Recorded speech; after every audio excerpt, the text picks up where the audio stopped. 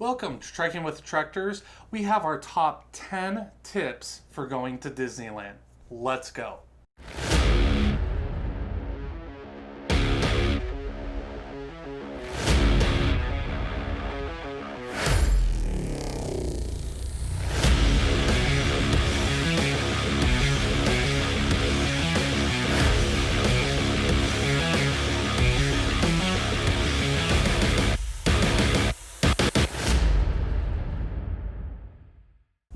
All right, tip number one, our first tip is to get an Airbnb.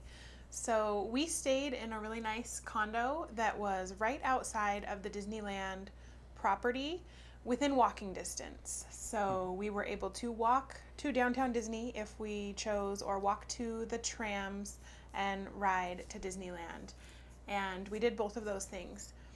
It was a really nice Airbnb, had everything we needed, and we really recommend trying it out. Yeah, and the Airbnb that we had was just right across the parking garage from Disneyland. It had 3 bedrooms, a kitchen, a patio, swimming pool, and it just gave us the space away. Usually when you get a hotel, you're really cramped inside, and we had a living area, TVs. It was just so much nicer, and we really got a lot out of it. And the nice thing is the cost was actually cheaper than it would have been to get 2 or 3 rooms at a hotel anywhere near Disneyland. So we really love the Airbnb. Make sure you check out the reviews and everything on those. With the COVID stuff, we're not sure how that's working out, but I think they're taking measures hopefully to deal with that going on. So definitely recommend the Airbnb. So, on the note of Airbnb, or even if you're staying at a hotel, we highly recommend you look into Amazon Prime Now. The Amazon Prime Now actually will deliver groceries and food to your doorstep without you having to go around searching for a grocery store or a convenience store to get what you need. And the cool thing is, it came within 1 to 2 hours, and I think the cutoff time was somewhere around 12 o'clock at night. And the nice thing about that is that since we were at an Airbnb, we could sit there and cook our own dinners and not really have to go out to dinner or anything like that, which is really a nice thing on a vacation. Yeah, and if I remember correctly, it was included in our Amazon membership. Yeah, I Amazon don't think Prime. it cost additional to No. order the Yeah. groceries. And they had Whole Foods, they had fresh fruits and vegetables, which we brought into the park.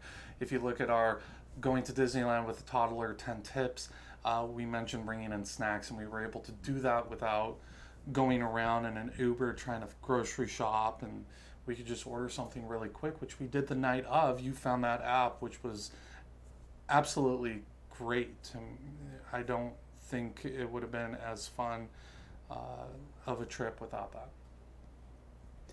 Okay, tip number 3 kind of goes along with the Amazon Prime Now. So when we made our orders, we made sure to order lots of snacks to bring into the park, along with water and Gatorade to bring with us. So Disneyland, most people know, but some people don't, you can bring in snacks and drinks. So the night before, when we were settling into our Airbnb, we made an order of all the things we thought we might need. And we got lots of snacks to bring into the park with us, and water and Gatorade, which we froze those and brought those frozen, which is a bonus tip there. They cool down and melt during the hot day, and so then you have nice cold water on your. Yeah, and the nice thing is if you bring in vegetables or healthy snacks, which you can get in Disneyland, but they're more expensive, the frozen water actually keeps those cool. And we would bring in a mixture of frozen water bottles and regular water bottles and just put them side by side, and those regular water bottles were cold, and then the frozen ones were melted as soon as we needed them. And it was nice if you're wearing a backpack to have them on your back too. So, Yeah, that was. yeah, definitely recommend those. Number 4 on our list is mobile ordering, which you can do through the Disneyland app. Now, what the mobile ordering is you can go to a restaurant, pick out what you want, and then order it right there as long as you use your debit card. And once you do that, there is a pickup location. So you're not sitting there waiting in all the long lines and the crowds, which we did at the beginning. But getting out there in the morning when everybody else is there, especially like downtown Disney, we could do that. Everybody wanted to get their coffee, and we would just go ahead and order our coffee. And by the time we got there, within 20 minutes, it was ready for us. So that was really nice and convenient. Yeah, I think Starbucks was my favorite mobile ordering. Get your coffee, no wait, and get going with your day. Yeah, great. All right, so tip number 5 is one that might seem kind of obvious, but wear comfortable shoes. In Disneyland, you are doing a lot of walking. So just make sure that you're not wearing a brand new pair of shoes. Try to wear a pair that's a little bit broken in. Make sure that they're comfortable. That's the most important thing. And along with that, you might want to pack along in your bag some moleskin, which you can just pick up at any grocery store. Mm-hmm. And if you do end up getting blisters or any sores on your feet, you can just put that right on and it takes care of it, and you can continue walking around. Yeah, and you got to remember that you're walking around on cement all day and sometimes into the night. So most people are not used to that, and it is something that you definitely, even if you go for on walks at night, this isn't anything like that. You really need those comfortable shoes and insoles, and make sure you're not breaking in comfortable shoes at Disneyland. Do that about 2 to 3 weeks before you go. Number 6 on our list is making a plan over doing stuff spontaneously. Now, if you're going out there with a big group of friends or just adults, you can do the spontaneous thing actually pretty easily without having the plan. But we do recommend that you do have a plan when you go to Disneyland, especially if you're going as a family or if you've never been, because there is actually a lot there and a lot to do. And you just want to make sure you have kind of that pathway of where you're going to go step after step.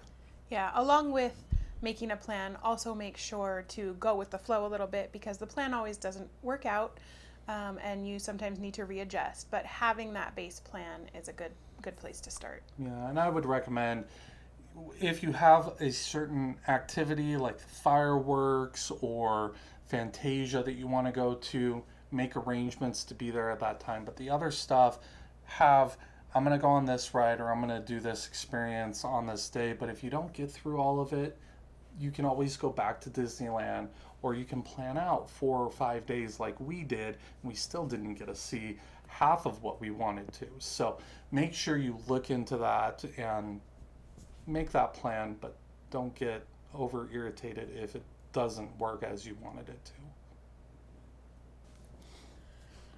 On that note, we have tip number 7, which is to, if you can, plan multiple days for your Disney trip. There is so much to see and do in Disneyland.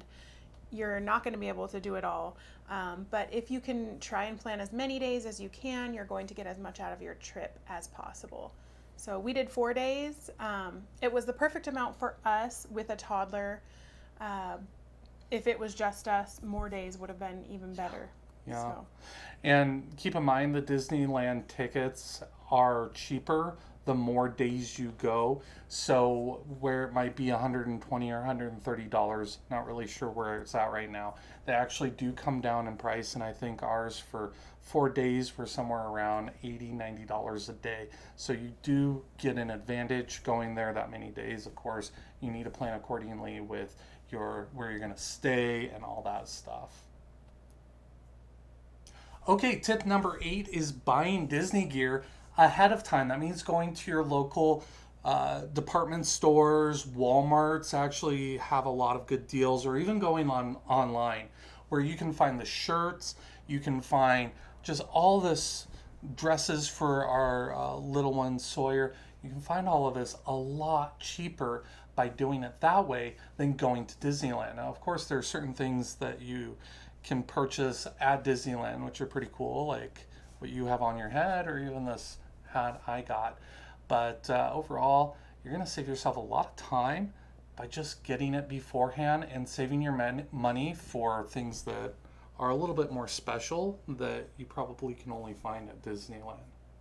Right. I got this shirt on Amazon before our trip, but there were certain things that I wanted to buy in Disneyland, like the ears. You can get these online too, but I wanted to get mine from Disneyland. So you kind of have to just decide what's important to you to get there and what you're okay with getting ahead of time. Yeah, and the Mickey Mouse ears you can get customized like we did for Sawyer.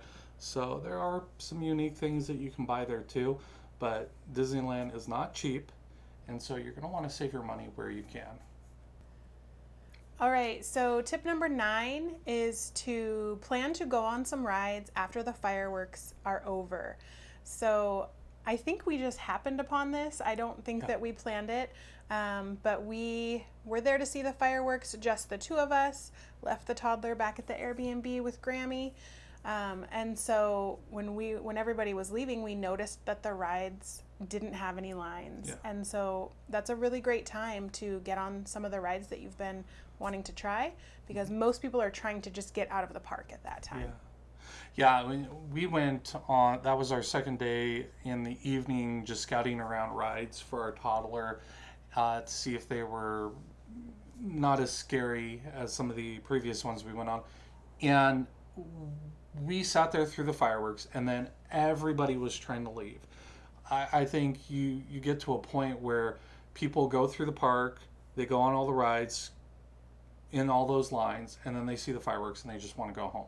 Now there are people still there, but we got on to Pirates of the Caribbean in 10 minutes right after the fireworks, and I didn't see the lines building back up when we left. And I think that that's something that you can definitely do as an adult if you can find somebody to watch your kids, or even if you're going there just as an adult or a couple. Go right after the fireworks. You're going to do a lot more, and it's going to be a different experience. Okay, number 10 on our list of tips for Disneyland is getting the app and the Fast Pass before you go to Disneyland. Now, the app has a lot of cool features on it. If you want to see the characters, you can actually see where they are. They have a GPS located. They can tell you how long the rides are in certain areas. And the Fast Pass, well, of course, you can get that Fast Pass to get on rides sooner. But the cool thing with Fast Pass Plus is you can go through different points in the park and get pictures, which also appear on that map on the app. So there's a lot of cool stuff that you can do with it, and it can help you plan and figure out what you want to do at the park. Okay, so we just finished our top 10 tips for going to Disneyland, but I do have 2 bonus ones that I just wanted to share with you really quick. The first one is Disney Vacation Club points. Now this is something that you're going to see in downtown Disney, where they're trying to get you into this timeshare, which may or may not be worth it depending on how much you go to Disneyland. But the cool thing about this is you can actually rent those points and rent them cheaper than if you were going to buy these rooms outright. Most of these rooms are actually going to be studios or 1 or 2 bedroom rooms, and so you do get a lot more out of that. And I actually found that the Disney Vacation Club points for California Adventure were just a little bit more than what we were paying for our Airbnb for the same amount of time, which would be kind of cool, just entering into the park right there from your hotel. So that is one thing to consider, but make sure you check out good rental sites. I think there's Dave's Rental Points that you can go onto his website, and people will offer those their timeshare points for you to buy. Once we try that, we'll definitely update you with what we think. Yeah, absolutely. It'll be a cool experience. Okay, and the number 2 bonus point is time of year that you go. Now, we did hear about this prior to booking our trip to Disneyland, but unfortunately, with all of our schedules, we had to plan it actually on the busiest week of the year. And it was hot, it was record heat, it was shoulder to shoulder in many places, hour and a half, 2 hours to get onto a ride, going with a toddler, doing all that was pretty intense. So make sure you plan around that time of the year. I hear October is a great time to go. You see the Halloween Disney decorations go up, but as of the last time I checked, those numbers are starting to go up during those off-season times, so people are starting to go to Disneyland more. But with COVID, not sure how that's going to work, because they're probably going to limit how many people go into Disneyland anyways, which may solve that problem altogether if you're willing to risk going to Disneyland during this time of uncertainty. Yeah. And I'm just one of those type of people that I want to visit Disney during all of the different seasons. There's so much that they have to offer that's different in the different seasons. So I'm hoping to be able to visit during all the seasons. Yeah, there's Christmas, Halloween, I'm not sure what else. I don't know. There's so much. We'll check them out, and we'll be sure to give you those videos as soon as we do. All right. Thanks for watching our top 10 tips for surviving Disneyland. Hope you learned something new. Remember to click like and subscribe if you like this sort of video to see what else we have coming up. We have lots of great things planned. And as always, keep on trekking. Thank you. We're nerds. All right. Good? Yeah.